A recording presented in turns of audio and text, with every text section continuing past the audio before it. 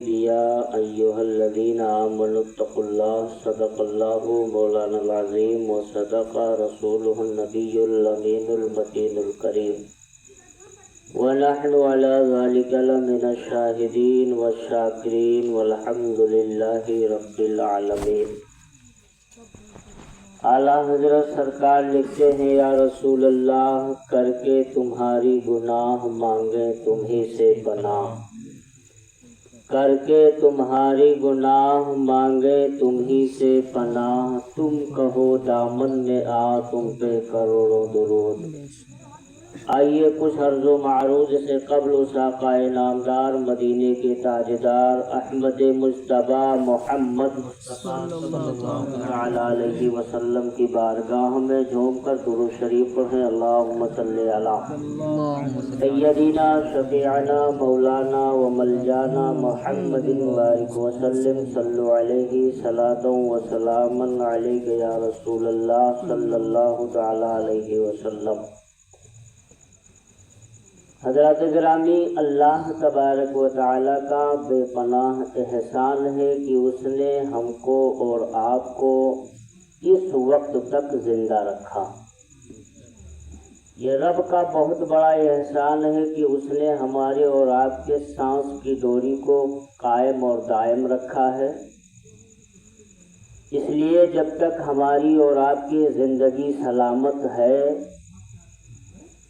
तो इस ज़िंदगी में अल्लाह और उसके रसूल की बताई हुई बातों के ऊपर अमल कर लें, ताकि हमारी दुनिया भी संवर जाए और आखिरत भी संवर जाए। इसलिए कि जो इंसान अल्लाह और उसके रसूल की बताई हुई बातों पे अमल करके दुनिया से जाता है, कब्र के अंदर उस इंसान की शनाख्त और पहचान कराने की ज़रूरत नहीं पड़ती है। उस इंसान के वज़ा और क़ता बताते हैं। जब कब्र के अंदर मुनकर नकीर आते हैं तो उनको पता हो जाता है कि ये सोने वाला इंसान आम इंसान नहीं है, बल्कि मेरे मुस्तफ़ा का ग़ुलाम सो रहा है। इसलिए अपने वज़ा और क़ता को ऐसे बनाइए कि मुसलमान तो मुसलमान है, गैर कौम देखे तो ये कहने पर मजबूर हो जाए कि जब मुसलमान इतने अच्छे हैं तो मुसलमानों के नबी कितने अच्छे रहे होंगे। इसलिए मुस्तफ़ा जाने रहमत सल्लल्लाहु तआला अलैहि वसल्लम की बताई हुई बातों के ऊपर हम भी अमल करें और आप भी अमल करने की कोशिश कीजिए। इन मजलिसों से हमको और आपको यही मिलेगा सबक कि मेरे मुस्तफ़ा ने क्या बताया है, क्या करने का हुक्म दिया है, और हमारी शरीयत क्या हमको करने के लिए कह रही है, किससे बचने के लिए बताया गया है। इन बातों को हमको और आपको सुनना है, और किन बातों से हमको और आपको दुनिया में भी आराम और सुकून मिलेगा, कब्र में भी आराम और सुकून मिलेगा, और हश्र में भी मुस्तफ़ा जाने रहमत सल्लल्लाहु तआला अलैहि वसल्लम की शफाअत मयस्सर होगी। इसलिए हमको और आपको अपने ईमान की फिक्र करनी चाहिए और हमेशा ये दुआ करना चाहिए कि अल्लाह तबारक व तआला अपने हबीब के सदक़े में हम सब का खात्मा ईमान पर अता फरमाए। इसलिए कि ईमान ये असल है। अगर मौत के वक्त इंसान का ईमान ही सलामत न रहा तो सारे अमल बेकार हैं। इसलिए अमल की सलामती के लिए दुआ कीजिए। लेकिन हम और आप जिंदगी ऐसे गुजारते हैं, ऐसा लगता है कि हमको और आपको इस ज़मीन के अंदर नहीं जाना है। हमको और आपको दुनिया को अलविदाई सलाम नहीं करना है। ये हमारी और आपकी बहुत बड़ी गलत फहमी है। अल्लाह के मुकर्रब बंदे जो दिन और रात अल्लाह की बंदगी किया करते थे, रात दिन रोते थे, वो अपने ईमान की हिफाजत की दुआ मांगा करते थे और लोगों से दुआ करवाया भी करते थे। लेकिन हम और आप इतने गफलत में पड़े हुए हैं, दलदल में फंसे हुए हैं कि जिसने हमको और आपको पैदा किया है, हमने उस खालिक ही को भुला दिया है। جس کی دی ہوئی روزی ہم کھاتے ہیں اسی کو ہم نے بھلا دیا ہے۔ اس لیے میرے بھائی یہ مت سمجھیے کہ ہم مسلمان ہیں تو جہنم میں نہیں جائیں گے، جہنم میں جانا پڑے گا اپنے عمل کی وجہ سے۔ حضرت حسن بصری رحمۃ اللہ تعالی علیہ بہت پائے کے بزرگ گزرے ہیں، ان کے سامنے ایک روایت بیان کی گئی۔ روایت بیان کرنے والے نے بیان یہ کیا کہ کل قیامت کے دن جہنم میں ایک شخص ہوگا 1000 سال تک رہے گا، 1000 سال تک وہ انسان جہنم میں رہے گا اور خاموش نہیں بیٹھے گا جہنم میں۔ انہوں نے بیان کیا کہ وہ جہنم میں رہ کر کے بھی وہ وظیفہ کرے گا۔ وظیفہ کیا کرے گا؟ وظیفہ یہ پڑھے گا یا حنانو یا منان، یا حنانو یا منان۔ اب آپ خود اندازہ لگائیے کہ یا حنان یا منان کا وظیفہ کرنے والا انسان کوئی غیر مسلم نہیں ہوگا، وہ مسلمان ہی ہوگا۔ جب انہوں نے یہ روایت سنی تو حضرت حسن بصری رونے لگے اور وہ کہنے لگے ذالک یا لیتنی ذالک الرجل، کاش وہ آدمی میں ہوتا۔ حضرت حسن بصری رونے لگے۔ لوگوں نے پوچھا کہ سرکار آپ جہنم میں جانے کے لیے روتے ہیں؟ تو حسن بصری نے جواب دیا کہ دیکھیے میرا جنت میں جانا یقینی نہیں ہے، اتنے بڑے اللہ کے مقرب بندے ہوتے ہوئے کہہ رہے ہیں کہ مجھ کو جنت میں جانا یقینی نہیں ہے، لیکن 1000 سال کے بعد میں جو انسان جہنم میں یا حنان و یا منان کا وظیفہ کرے گا 1000 سال کے بعد اللہ اپنے کرم سے اس کو جہنم سے نکال کے جنت عطا کرے گا۔ کہا میرا جنت میں جانا یقینی نہیں ہے، لیکن اس کو جہنم سے نکل کر کے جنت میں جانا یہ یقینی ہے۔ اب آپ خود اندازہ لگائیے، اتنے بڑے اللہ کے مقرب بندے، اتنے بڑے تقوی شعار انسان یہ سوچ رہے ہیں، رو رہے ہیں، ہم کو اور آپ کو کتنا رونا چاہیے، ہم کو اور آپ کو کتنا ڈرنا چاہیے۔ حضرت خواجہ غریب نواز رحمۃ اللہ تعالی علیہ فرماتے ہیں کہ میں اپنے سیاحت کے زمانے میں اپنے پیر و مرشد کے ساتھ میں شیبستان کا سفر کرنے گیا، ٹہلنے گھومنے گیا، تو وہ فرماتے ہیں کہ وہاں پہ ایک اللہ کے ولی رہتے تھے جن کا نام ہے حضرت صدر الدین احمد رحمۃ اللہ تعالی علیہ۔ یہ گئے ملنے کے لیے ان سے۔ اب آپ خود اندازہ لگائیے، حضرت خواجہ غریب نواز رحمۃ اللہ تعالی علیہ اس اللہ کے ولی سے ملاقات کرنے کے لیے گئے۔ اب آپ خود ان کے شان کا اندازہ لگا لیجئے کہ جن کی ملاقات کے لیے حضرت غریب نواز تشریف لے کر کے گئے۔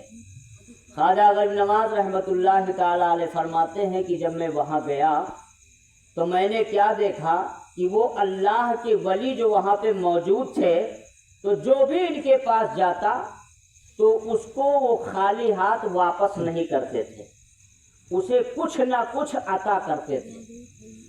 حضرت خواجہ غریب نواز رحمۃ اللہ تعالی علیہ فرماتے ہیں کہ میں دیکھتا رہا، لوگ آتے اور حضرت کچھ ان کو عطا کرتے، واپس چلے جاتے۔ جب کچھ نہیں رہتا تو وہ اللہ کے ولی اپنی کٹیا میں جاتے اور وہاں سے ایک کھجور ہی اٹھا کے لاتے، اس کے ہتھیلی پہ رکھ دیتے تھے اور کہتے تھے یہ میری طرف سے تحفہ ہے، اسے آپ لے جاؤ۔ خواجہ غریب نواز رحمۃ اللہ تعالی علیہ فرماتے ہیں کہ میں نے کیا دیکھا کہ ایک شخص آیا، اس نے ملاقات کیا، حضرت نے اسے کچھ عطا کیا، اور جب وہ جانے لگا شخص تو حضرت صدر الدین علیہ الرحمہ نے ارشاد فرمایا کہ اے جانے والے شخص سن، تو جا رہا ہے اپنے گھر کی طرف؟ کہا سرکار میں جا رہا ہوں اپنے گاؤں۔ تو انہوں نے ارشاد فرمایا کہ تم جا تو رہے ہو لیکن جب تک تم کو گھر نہیں پہنچنا ہے میرے لیے تم کو دعا کرنا ہے۔ ایک اللہ کا ولی کہہ رہا ہے تم کو میرے لیے دعا کرنا ہے۔ حضرت خواجہ غریب نواز رحمۃ اللہ تعالی علیہ فرماتے ہیں کہ اس شخص نے پوچھا سرکار آپ کو دعا کی کیا ضرورت ہے؟ آپ اللہ کے اتنے مقرب بندے ہیں، آپ اللہ کے اتنا برگزیدہ بندے ہیں، اور آپ کو کس بات کی ضرورت ہے؟ تو کہا کہ تم جا رہے ہو اپنے گھر لہذا تم ہو مسافر، اور مسافر کی دعا اللہ کی بارگاہ میں مقبول ہوا کرتی ہے۔ لہذا تم کو جب تک گھر نہیں پہنچنا ہے میرے لیے دعا کرنا ہے۔ کہا سرکار کس چیز کی دعا کروں؟ تو اللہ کے ولی نے ارشاد فرمایا کہ تم کو دعا یہ کرنا ہے کہ اے میرے پروردگار، جب صدر الدین کے موت کا وقت قریب ہو تو میرا ایمان سلامت رکھنا۔ یہ دعا کروا رہے اللہ کے ولی، اتنے بڑے متقی، اتنے بڑے زاہد۔ اب آپ خود اندازہ لگائیے کہ ہم کو اور آپ کو کتنا اپنے ایمان کی فکر ہونا چاہیے، ہم کو کتنی دعائیں کرنی چاہیے۔ ہم تو ایسے جی رہے ہیں ایسا لگتا ہے کہ ہم کو دنیا چھوڑنا ہی نہیں ہے۔ اس لیے میرے بھائی اپنی آخرت کو سنواریے، اپنی آخرت کو اچھا بنائیے۔ جب آپ اپنی آخرت کو اچھا بنائیں گے تو دنیا بھی سنور جائے گی اور آخرت بھی سنور جائے گی۔ اس لیے اللہ کے نبی صلی اللہ تعالیٰ علیہ وسلم نے اپنے امتیوں کو ہر موڑ کا سبق عطا کر دیا ہے۔ ایک شخص سرکار کی بارگاہ میں آئے، حبشہ کے رہنے والے، ایمان انہوں نے نہیں قبول کیا تھا۔ آئے، بات چیت ہوئی، کلمہ پڑھا، میرے مصطفیٰ نے ان کو کلمہ پڑھایا، مسلمان بنا دیا۔ جب میرے نبی نے کلمہ پڑھا کہ ان کو مسلمان بنا دیا تو دوران گفتگو میرے مصطفیٰ نے ارشاد فرمایا کہ جو میرا مومن امتی ایک مرتبہ سبحان اللہ کہتا ہے، اللہ تبارک و تعالی اس کو 1,00,000 نیکی عطا کرتا ہے۔ ایک مرتبہ سبحان اللہ کہتا ہے تو اللہ تعالیٰ اس کو 1,00,000 نیکی عطا کرتا ہے۔ دوسری روایت کے مطابق 1,24,000 نیکی عطا کرتا ہے۔ تیسری روایت کے مطابق 1,40,000 نیکی عطا کرتا ہے۔ ایک ہی لاکھ آپ پکڑ لیجئے تو جو انسان 100 مرتبہ پڑھے گا تو 1 کروڑ نیکی کا اس کے نام اعمال میں آ جائیں گے۔ کتنا آسان وظیفہ میرے مصطفیٰ نے بتایا ہے۔ اگر 100 مرتبہ پڑھ لے وہ انسان تو 1 کروڑ نیکی اس کے نام اعمال میں اللہ عطا فرمائے گا۔ دوران گفتگو ہوتی رہی، جب انہوں نے سنا تو انہوں نے عرض کیا یا رسول اللہ، جب ایسی بات ہے تو کسی بات کا خطرہ ہی نہیں ہے۔ کہا جب ایسی بات ہے تو کسی بات کا خطرہ نہیں ہے۔ تو میرے مصطفیٰ نے ارشاد فرمایا ایسی بات نہیں ہے۔ کہا ایسی بات نہیں ہے۔ میرے آقا نے ارشاد فرمایا کل قیامت کے دن جب تمہارے حساب و کتاب ہوں گے تو ایک بندہ ایسا بھی آئے گا، اتنی نیکی لے کر کے آئے گا، اتنی نیکی لے کر کے آئے گا کہ اگر اس کی نیکی کو پہاڑ پہ رکھ دیا جائے تو پہاڑ بھی بوجھ محسوس کرے گا، اتنی نیکی لے کر کے آئے گا۔ میرے آقا نے ارشاد فرمایا اس وقت اللہ تبارک و تعالیٰ نے جو نعمتیں ہم کو اور آپ کو عطا کی ہیں ان نعمتوں میں سے ایک نعمت کو ارشاد فرمائے گا کہ تو اٹھ اور ان سے بدلہ وصول کر۔ تو اللہ کے نبی نے فرمایا کہ اگر میرا پروردگار اس بندے کے اوپر رحم نہیں فرمائے گا تو وہ اللہ کا بندہ ہلاک ہو جائے گا۔ اگر اللہ اس کے اوپر رحم و کرم کی بارش نہیں کرے گا تو وہ بندہ ہلاک ہو جائے گا۔ اب آپ خود اندازہ لگائیے میرے بھائی، ایک نعمت جب اپنا بدلہ وصول کرے گی تو آپ بتائیے، اللہ نے تو بے شمار نعمتوں سے ہم کو اور آپ کو مالا مال کر رکھا ہے۔ آنکھ دیا ہے یہ بھی ایک نعمت ہے، ہاتھ دیا ہے یہ بھی ایک نعمت ہے، ناک دیا ہے یہ بھی ایک نعمت ہے، زبان عطا کی ہے یہ بھی ایک نعمت ہے، پیر دیا ہے اللہ نے یہ بھی ایک نعمت ہے، آنکھ عطا کیا ہے یہ بھی ایک نعمت ہے۔ میرے بھائی ان نعمتوں کو رب نے اتنی نعمتیں ہم کو اور آپ کو عطا کیا ہے، ہم نے آپ نے کبھی یہ سوچا کہ ہم اپنے پروردگار کی بارگاہ میں کون سا تحفہ لے جانے کی کوشش اور فکر میں لگے ہیں؟ کیا کرو گے وہاں پہ؟ وہاں دنیا نہیں ہے جو دادا آ کے بچا لیں گے، بابا آ کے بچا لیں گے، سب اپنے اپنے حال میں پریشان ہوں گے، آپ کو کون پرسان حال ہوگا؟ اس لیے دیہاتی ایک مقولہ کہتے ہیں کہ بل تو اپنا بل، پرایا بل بیکار ہے۔ اس لیے آخرت کی کھیتی میں وہ بیج بو کر کے جاؤ کہ کل قیامت کے دن وہ بیج جب وہ کھیتی کاٹنی پڑے تو کم سے کم ہم کو اور آپ کو خوشی اور مسرت کی شادمانی کی دولت تو حاصل ہو جائے۔